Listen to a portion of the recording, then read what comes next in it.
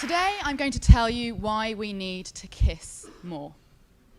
At work, on television, in life in general. I'm going to show you how, and when we go our separate ways, you are going to kiss with other people more than you've ever done before. Now, for those of you that are getting excited that this is going to be a session in making out, I'm sorry. Today is strictly business. We're here at TED, and the purpose of TED is to promote ideas worth spreading about using our mouths and our words to inspire. And in order to do this, we need to be understood. We are currently struggling with a void of understanding in finance. I challenge you to fill this void by being understandable.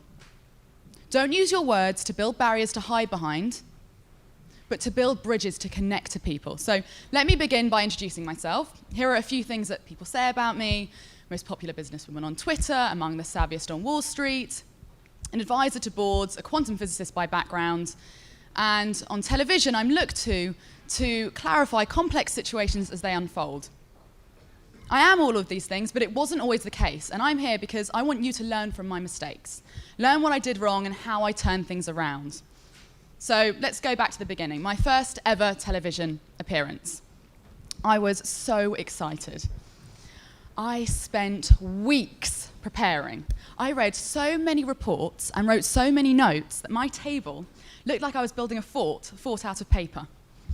And I went with all these notes, and I went on TV, I went into the studio, and I was ready. I discussed QE, PMIs, GDP, cyclical indicators, structural changes, all these complex business terms. I was really proud of myself. I covered all these topics. I was on for half an hour, and I walked off set, very pleased with myself.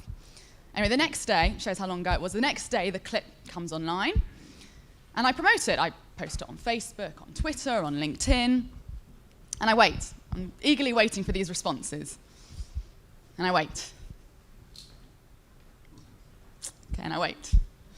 Anyway, finally, I get a response. It was from my mum telling me that she thought my hair looked nice. That was it.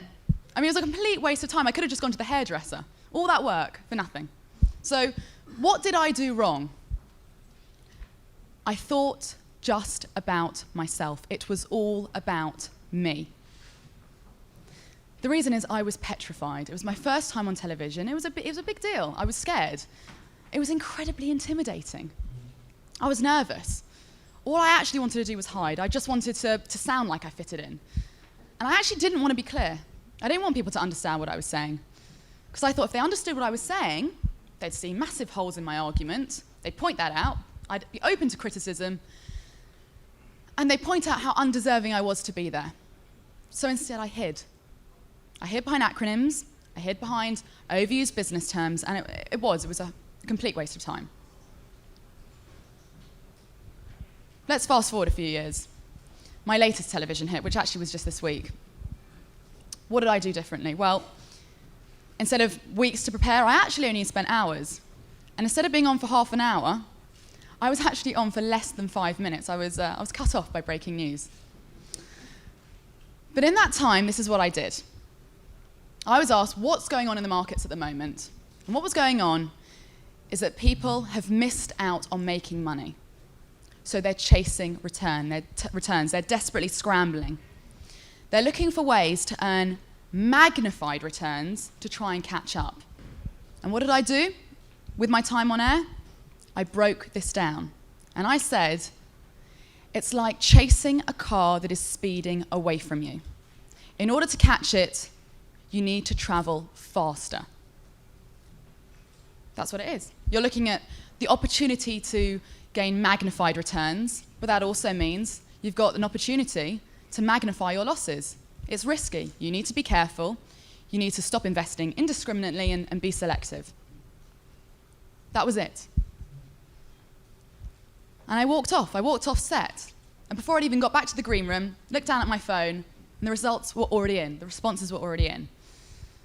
I didn't even need to post my views. I didn't need to post a link. I didn't need to post my words. People were posting my words for me. I'd engaged thousands of people, and they had then engaged thousands themselves. Powerful stuff. Very clear, very concise.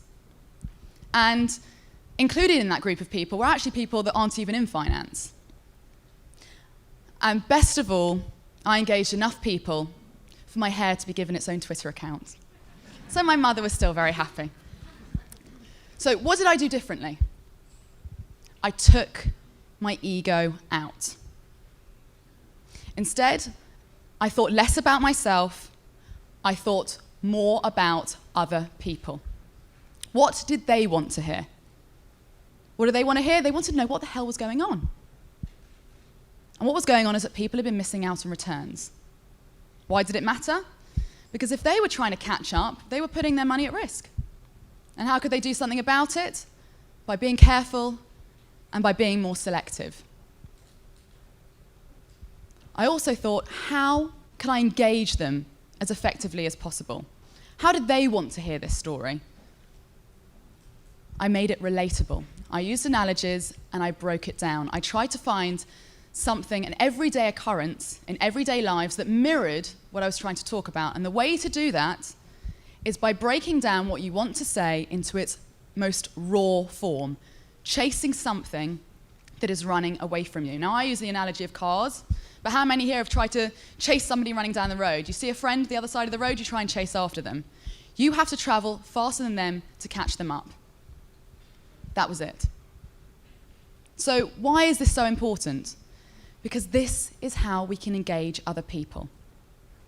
We engage other people with information and with knowledge. And we fill this void that a lack of understanding has left behind.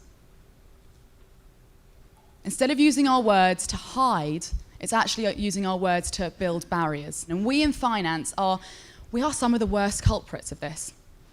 We use our language to either hide or to try and just make ourselves sound smarter. And it's backfiring.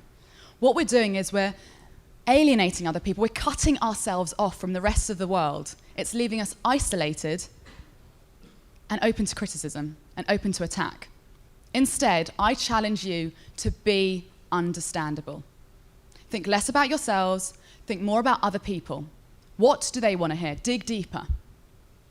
How do they want to hear it? Make it relatable.